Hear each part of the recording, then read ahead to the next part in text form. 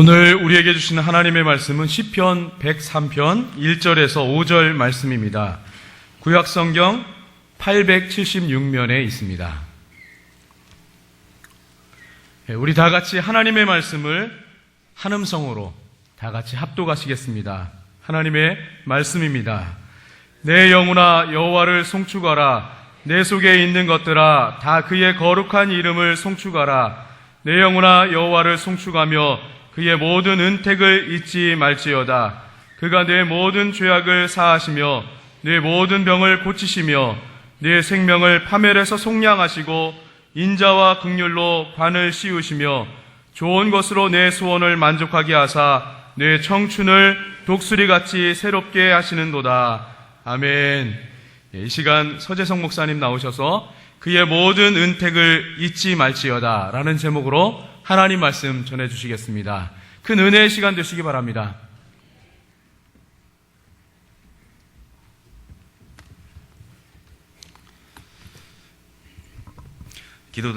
기도드리도록 하겠습니다. 사랑해 주님 감사합니다. 아버지 오늘도 이렇게 말씀의 자리를 허락하시고 또한 아버지 예배의 자리를 허락하시니 감사합니다.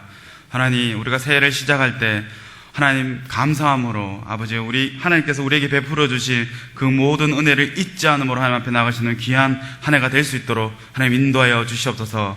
그래야 마지막 12월 달에 하나님 더욱더 기뻐함으로 하나님 앞으로 나아갈 수 있는 저희 모두가 될 수 있도록 축복하여 주시옵소서. 주님께서 이 시간 온전히 함께 하시고 지켜주실 줄 믿사오며 살아계신 예수 그리스도 이름 받들어 기도드렸습니다. 아멘. 오늘도 이 예배 자리에 나오신 여러분을 환영하고 축복합니다. 제가 결혼한 지 이제 3년이 조금 넘었습니다. 아직 신혼이죠. 이제 제가 아들이 하나 있는데 이제 걸음마를 떼고 아빠는 여전히 안 하고 엄마 열심히 부르는 아들이 하나 있습니다. 제가 결혼할 때 주례하셨던 분이 제 모교의 목사님이십니다. 목사님은 이제 주례하기 전에 결혼하는 그런 두 사람을 불러서 결혼 예비 학교를 하십니다. 한 6주 정도의 교육을 시키십니다. 저희도 한 6주는 다 못 받았고 한 3번인가 4번인가 가서 교육을 받았던 기억이 있습니다. 첫 시간에 그 목사님이 저희에게 이런 질문을 하셨습니다. 결혼 준비 잘 되어 가냐고. 그 질문에 저희가 예식장은 어떻고 집은 어디에서 어떻게 살고 그런 이야기들을 말씀드렸었습니다. 저희뿐만 아니라 항상 그 목사님에게 교육받았던 아마 신혼부부들이 다 그렇게 대답했을 것입니다. 그럼 다음 질문을 하십니다. 이 세상을 살다가 힘들고 지쳤는데 집에 들어가기 싫어지고 우리 집이 너무 불행하다는 이런 생각이 드는 것은 왜 그렇겠냐고 이렇게 질문하셨습니다. 집이 후지고 가구가 후지고 그래서 그 집에 들어가기 싫은 걸까요? 집에 들어갔을 때 이 집이 참 불행하다 그런 생각이 드는 거나 또는 참 행복하다고 생각이 드는 것은 그 집이 크고 넓거나 그 집이 너무 좋아서 가구가 좋은 것들로 채워져서 그런 것이 아니라 바로 사람 때문입니다. 남편이 참 좋으면 그 집이 참 좋다고 느끼고 아내가 참 사랑스러우면 집에 일찍 들어가고 싶어지고 그 반대도 마찬가지입니다. 아내나 남편이 보기 싫어지고 밉게 보여지면 집에 들어가기가 싫어지는 것입니다. 남편에게 있어서 가정은 아내 그 자체이고 또한 아내에게 있어서도 그 가정은 남편 그 자체라는 것입니다. 두 사람이 행복하게 살려고 결혼하고 집을 준비하고 가구를 준비하는 것이지 남편과 아내로서 준비되어져야 하는데 그것을 잘 준비되고 있냐고 그 목사님이 질문하셨던 것입니다. 그 질문을 시작으로 결혼 예비학교의 그러한 교육이 시작됩니다. 두 사람의 결혼에 있어서 집이나 가구나 어떤 준비되어진 것보다 더욱 중요한 것은 남편으로서 아내로서 어떻게 준비되어져 가고 있는가 하는 문제가 가장 중요한 문제라고 이렇게 말씀해 주셨습니다. 가정이 그런 것처럼 이 세상을 살아가는 그 삶에 있어서도 마찬가지입니다. 가정에서 남편과 아내가 서로에게 그런 역할을 해주는 것처럼 이 세상에서 하나님과의 관계가 좋으면 이 세상을 살아가는 것이 즐겁고 감사합니다. 하지만 하나님과의 관계가 좋지 않다면 이 세상을 살아가면서 불평과 불만이 끊이지 않는 것입니다. 이것은 하나님을 믿든 안 믿든 신자든 불신자든 이 원리는 동일한 것 같습니다. 제가 제 친구들 중에 교회를 안 다니는 친구들이 있습니다. 고향 친구들 중에. 이전에 그 친구들 중에 한 친구가 저에게 그런 얘기를 가끔 했습니다. 제가 전도사로 있고 목사로 있으니까 저한테 야, 하나님이 진짜 살아계시냐? 하나님이 있다면 이 세상이 왜 이 모양 이 꼴이냐? 그것을 저한테 따지는 거예요. 제가 하나님도 아닌데 저한테 따지는 것이었습니다. 제 친구들만 이런 이야기를 하는 게 아니었습니다. 사람들 잘 살펴보면 여러분 주위에도 그런 사람들이 있을 것입니다. 왜 세상이 이 모양 이 꼴이냐? 하나님 살아계시다면 다 이게 정의가 행해져야 되는 거 아니냐? 이렇게 이야기하는 분들이 간혹 계실 것입니다. 세상 속에서 잘 살아가는 사람은 하나님께 감사하다는 소리를 잘 하지 않습니다. 심지어 믿는 자들도 하나님께 감사와 영광을 돌리지 않을 때가 많습니다. 그런데 세상살이가 꼬이거나 힘든 사람들은 어김없이 하나님을 원망합니다. 심지어 불신자도 하나님을 원망합니다. 하나님을 찾지도 않고 예배도 하지 않으면서도 원망할 대상은 꼭 하나님을 원망합니다. 이것을 볼 때 남편과 또는 아내랑 사이가 안 좋은 사람은 행복한 가정을 누리지 못하고, 또한 하나님과 사이가 좋지 않으면 삶이 행복하지 않구나라는 깨달음을 얻을 수 있었습니다. 아무리 성공해서 돈을 많이 번다고 해도, 명예가 있다고 해도, 권력이 있다고 해도 하나님과 사이가 좋지 않은 사람은 이 세상을 살아가는 것이 불편한 것입니다. 그런데 반면에 하나님과 사이가 좋은 사람은 세상적인 성공이 없어도, 조금 가난해도 그 사람의 얼굴에는 웃음이 가득하고 행복이 있음을 우리가 볼 수 있습니다. 세상에 줄 수 없는 그런 평안을 그 사람들은 누린다는 것입니다. 그렇기 때문에 여러분의 삶이, 우리의 삶이 행복해지려거든 하나님과의 좋은 관계를 유지해야 하는 것입니다. 여러분뿐만 아니라 여러분의 자녀들이 이 세상에서 행복하고 평안한 삶을 살아가기 위해서는 좋은 직장을 가지는 것보다 하나님과의 관계를 바로 세우는 일에 힘을 더욱 쏟아야 하는 것입니다. 여러분의 자녀들이 아무리 돈을 많이 벌고 좋은 직장과 넓은 평수의 집과 비싼 가구들과 그러한 남이 부러워할 만한 그 모든 것을 갖추고 있다고 하더라도 하나님과의 관계가 원만하지 않는다면 삶이 불편한 것입니다. 행복하지 않은 것입니다. 오늘 시편 103편을 보면 다윗은 바로 그러한 사실을 잘 알고 있었던 것 같습니다. 1절에 보면 내 영혼아 여호와를 송축하라, 내 속에 있는 것들아 다 그의 거룩한 이름을 송축하라, 이렇게 말하고 있습니다. 송축하라는 말의 의미는 꿇어 엎드려 경배하다는 뜻이고, 좀 더 깊이 해석하자면 꿇어 엎드려 감사를 표현한다, 감사를 찬양한다, 이런 의미가 있는 것입니다. 내 영혼아 여호와를 송축하라는 이 말의 의미는 내 영혼아 여호와께 감사하라, 이렇게 말을 바꿔도 되는 것입니다. 그런데 이 이야기를 다윗이 계속 반복적으로 하고 있는 것을 볼 수 있습니다. 내 영혼아 여호와를 송축하라, 그것도 모자라서 내 속에 있는 것들아 다 그의 거룩한 이름을 송축하라. 2절에 가면 내 영혼아 여호와를 송축하며 라고 이야기합니다. 근데 이 시편의 끝부분인 20절에 가보면 끝부분에 여호와를 송축하라는 말이 또 나옵니다. 21절에도 여호와를 송축하라는 말이 반복해서 나오는 것을 볼 수 있습니다. 22절에도 여호와를 송축하라, 내 영혼아 여호와를 송축하라, 이런 말로 끝맺는 것을 볼 수 있습니다. 이 시편을 보면 다윗이 아주 병적으로, 아주 반복적으로 여호와를 송축하라고 이야기하는 것을 볼 수 있습니다. 여호와를 송축하라, 여호와를 송축하는 것이 중요하다, 여호와를 송축하는 것이 정말 중요하다, 이렇게 반복적으로 강조하고 있는 것입니다. 왜 다윗이 이것을 이렇게 강조하고 있는 것일까요? 그 이유는 2절에 있습니다. 내 영혼아 여호와를 송축하며 그의 모든 은택을 잊지 말지어다. 아멘. 다윗은 하나님께 받은 은혜가 많았던 사람이었습니다. 하나님께 받은 은혜가 3절과 4절과 5절에 나와 있습니다. 그가 내 모든 죄악을 사하시며 내 모든 병을 고치시며, 하나님께서는 다윗의 죄를 사해 주는 그런 은혜를 은혜를 주셨습니다. 두 번째는 또한 모든 질병을 고쳐주는 은혜를 다윗은 받았습니다. 4절에 보면 내 생명을 파멸해서 속량하시고 인자와 궁율로 관을 씌우시며, 인생이 끝날 뻔했는데 생명을 구원해 주시는 그런 은혜를 다윗은 받았다는 것입니다.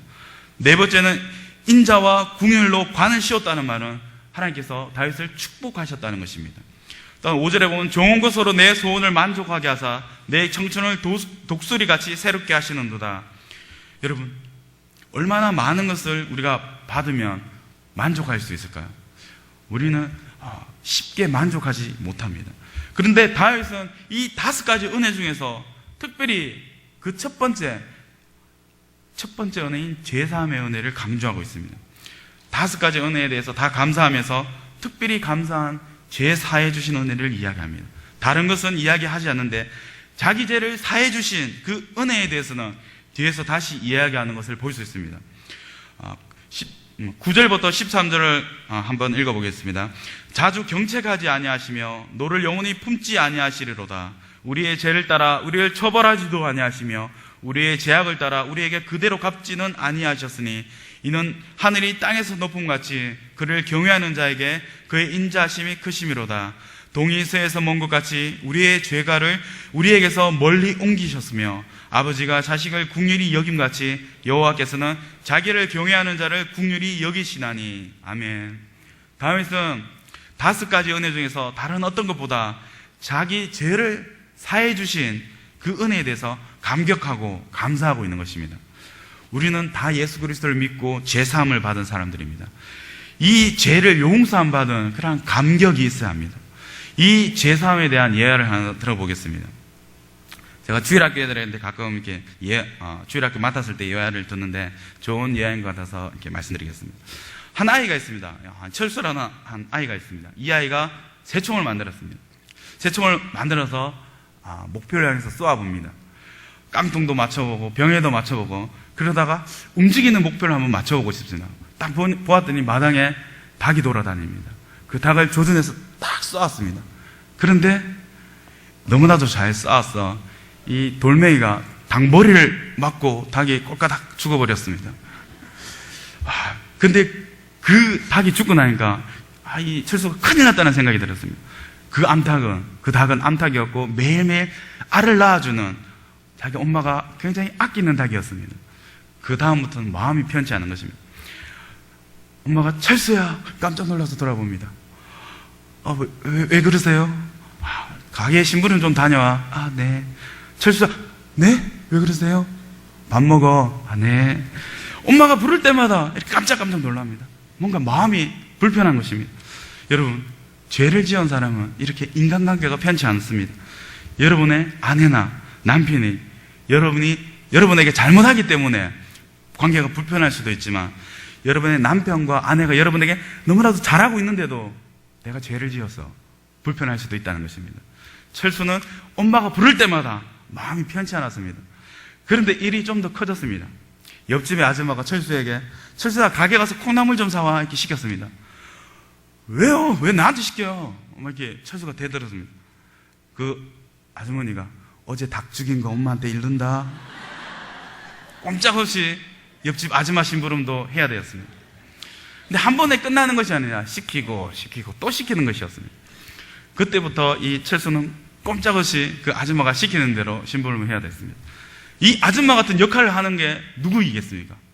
그렇죠. 마귀 사탄입니다.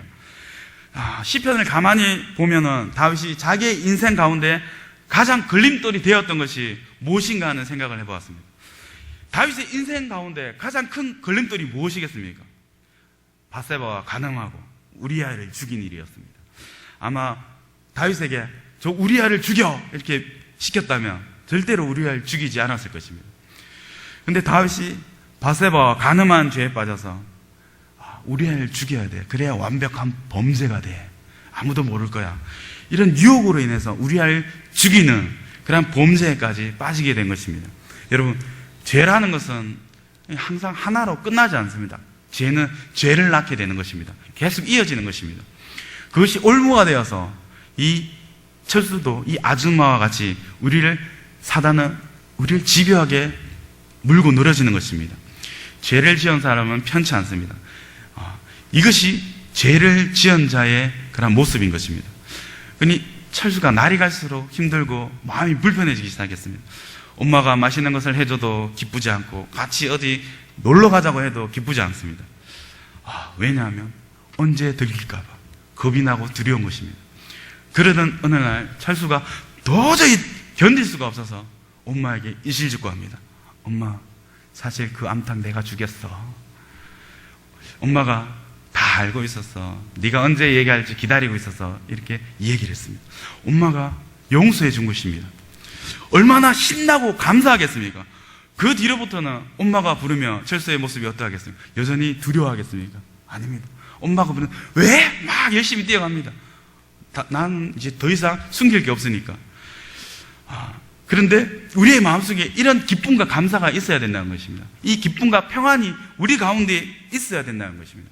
그런데 우리 마음속에 이런 기쁨과 평안이 있지 않고 뭔가 불편함과 불안함이 있다면 우리 안에 죄가 있는지 한번 살펴볼 필요가 있다는 것입니다. 죄가 있는 사람은 마음이 편치 않습니다. 다윗은 그것을 절실하게 경험한 사람이었습니다.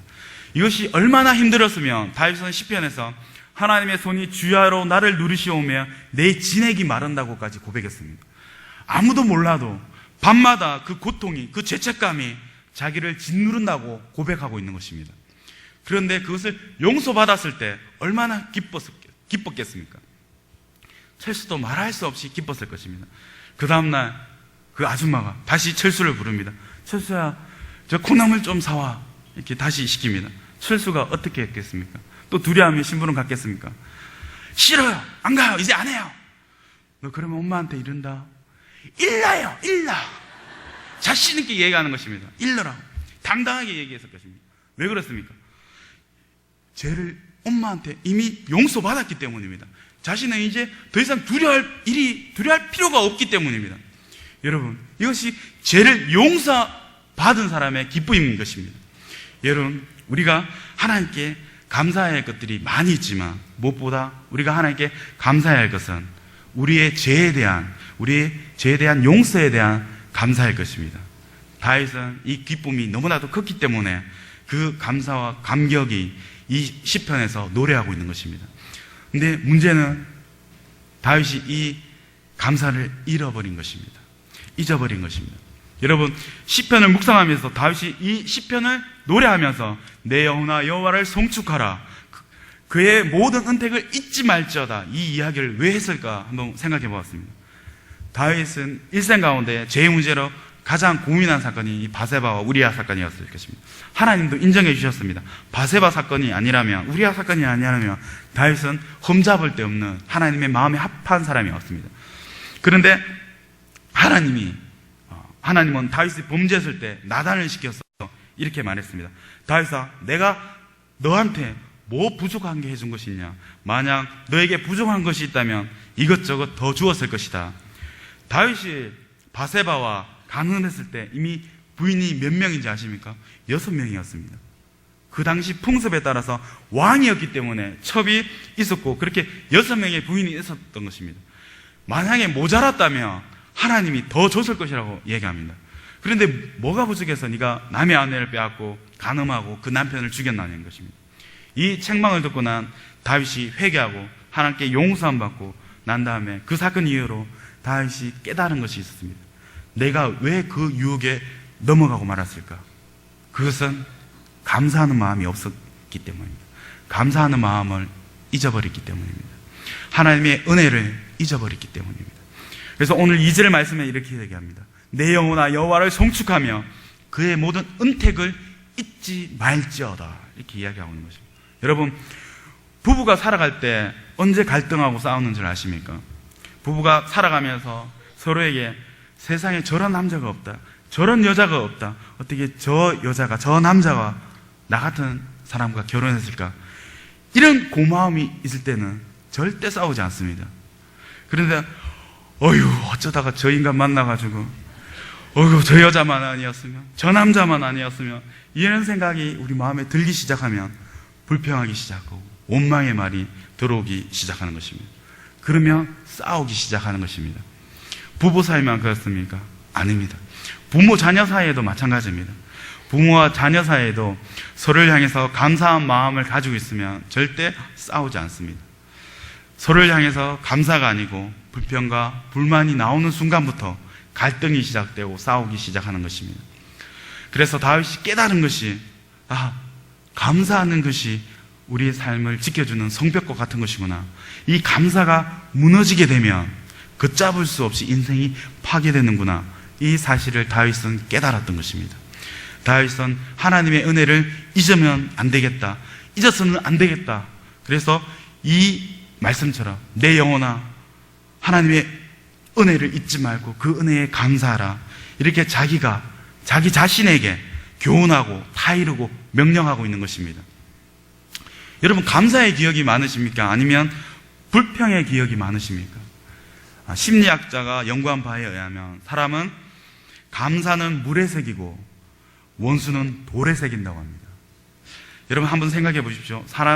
여러분이 내에서 가장 강렬하게 기억하는 것은 아마 섭섭하고 누군가에게 상처받은 그런 것들이 가장 크게 기억에 남을 것입니다.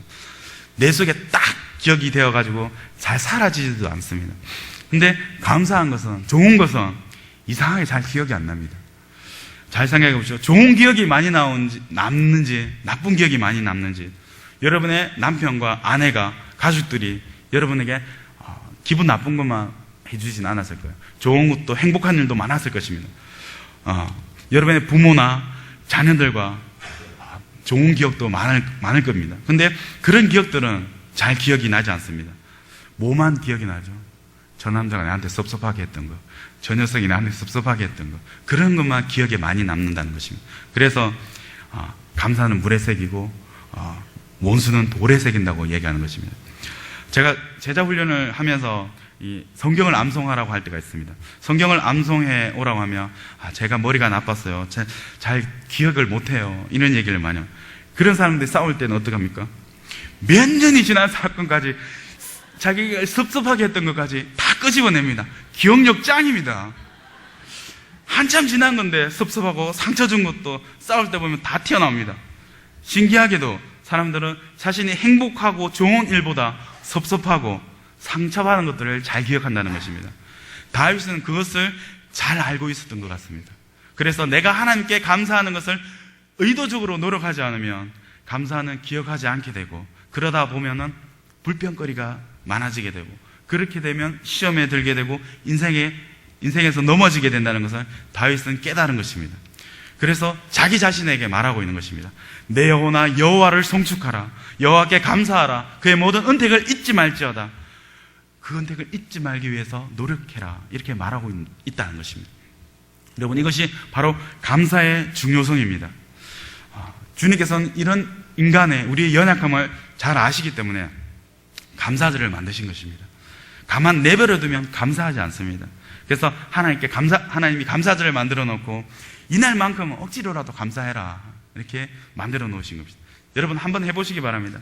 여러분의 아내나 남편에게, 자녀에게, 부모에게 생일이나 그냥 기념일에 의도적으로 감사의 편지를 한번 써보시기 바랍니다. 감사의 이야기를 한번 해보십시오. 일부러 감사의 이야기를 찾아서 해보려고 한번 도전해 보십시오. 그러면 여러분의 부부관계, 부모 자녀관계, 그 모든 관계들이 회복되고 굉장히 든든하게 지켜지게 될 것입니다. 자녀들이 부모가 보기에 자꾸 못난 것만 보입니다. 부모가 시킨 대로 제대로 하지 않는 것 같습니다. 근데 다른 사람들은 그 자신의 자녀들 향해서 착하잖아요, 잘하잖아요, 이런 얘기를 합니다. 성도님들이 제 아들 보고도 그런 얘기를 하는, 너 순하다고. 순하기는 집에서 땡깡이 장난이 아닙니다. 울고불고 땡깡이 장난이 아닙니다. 여러분, 그러한 모습을 우리가 그렇기 때문에 우리가 다윗과 같이 자기 자신에게 할 수 있어야 되는 것입니다. 내 영혼아 여호와를 송축하라, 감사하라, 이렇게 자기 자신에게 교훈하고 가르칠 필요가 있다는 것입니다. 우리나라 40년대, 50년대를 한번 생각해 보십시오. 저는 영상으로밖에 보지 못했지만 지나온 시간을 돌아보면 하나님께서 참 많은 축복을 주셨구나라는 생각을 하게 됩니다. 여러분은 그 시간대를 살아오신 분들이 여기에 많지 않습니까? 그 시간들을 한번 돌아보십시오. 하나님의 인도하심으로 지금까지 잘 왔구나, 그러한 하나님 인도하심에 감사하다는 생각이 저절로 들게 될 것입니다. 여러분, 힘들고 어려운 시간을 지나서 파란만장한 그런 시간들을 지나와서 지금의 자리에까지 와 계신 여러분들이 아닙니까? 그 과정 속에서 하나님의 축복과 인도하심이 반드시 있었을 것이라고 저는 생각합니다. 그런데 문제는 우리가 그것을 너무나도 쉽게 잊어버린다는 것입니다. 그것을 잊어버리고 살기 때문에 우리의 삶 속에서 수많은 시험과 어려움 속에 빠지게 된다는 것입니다. 2016년 새로운 한 해를 시작하면서 하나님께서 우리에게 주신 큰 은혜와 축복을 잊지 말고 감사하면서 하나님께 나아갈 수 있기를 축원드립니다. 다윗의 고백과 같이 그의 모든 은택을 잊지 않기 위해서 내 영혼아 여호와를 송축하라, 여호와께 감사하라고 자기 자신에게 되뇌이면서 감사함으로 나아갈 수 있는 저와 모든 성도님들 되시길 다시 한번 간절히 축원드립니다. 기도드리겠습니다. 사랑해 주님 감사합니다. 아버지, 다윗의 고백과 같이 아버지 하나님께 우리가 늘 감사함으로 하나님 앞에 나갈 수 있는 저희들이 될 수 있도록 인도하여 주시옵소서. 하나님께서 우리의 인생 가운데, 우리의 모든 인생 가운데 하나님의 인도하심과 하나님의 축복이 있었음을 우리가 잊지 않고 고백함으로 나갈 수 있는 저희 모두가 되게 도와주시옵소서. 2016년 한 해도 그 감사함을 아버지 온전히 기억에 계속적으로 우리 스스로 되새기면서 하나님 앞에 감사함으로 나아갈 수 있는 우리 모두가 될 수 있도록 축복하여 주시옵소서. 하나님께서 2016년 온전히 함께 하시고 지켜주실 줄 믿사오며 살아계신 예수 그리스도인 받들어 기도드렸습니다. 아멘.